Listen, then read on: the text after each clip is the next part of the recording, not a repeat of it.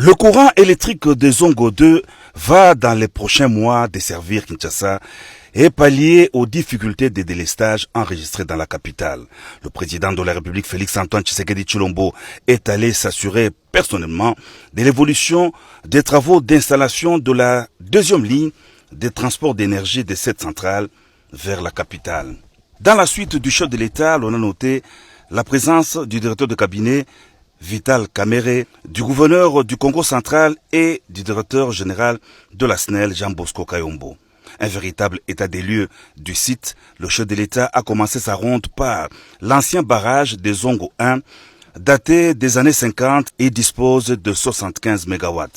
Le président de la République a ensuite visité, sous les explications du directeur général de la SNEL, le barrage hydroélectrique de Zongo 2, long de 196 mètres. À partir de cette centrale, Zongo 2, il faut produire l'électricité qui doit aller à Kinshasa.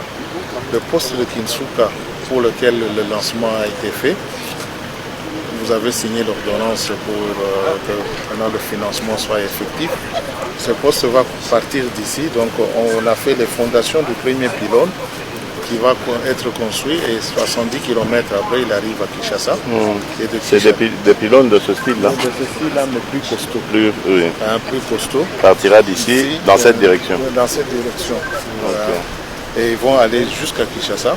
Et là, au poste de Kinsuka, pour lequel vous allez bientôt lancer les travaux, je suis sûr, parce que tout est prêt maintenant. Oui.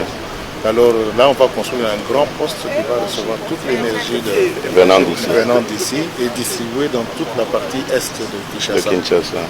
La délégation du chef de l'État s'est aussi dirigée vers la chambre de Vannes avant de clôturer la visite par la centrale hydroélectrique des Zongo 2.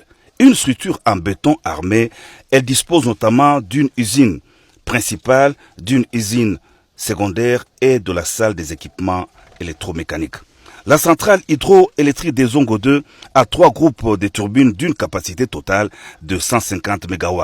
Selon les ingénieurs de la SNEL, les travaux d'implantation de la ligne de transport d'énergie vers Kinshasa vont s'achever dans 12 mois. Le gros du matériel a été acheminé à Zongo et à Kinshasa. L'objectif du projet Zongo 2 est de garantir l'alimentation de la ville de Kinshasa en énergie électrique en complément de sa source principale constituée des centrales hydroélectriques d'Inga.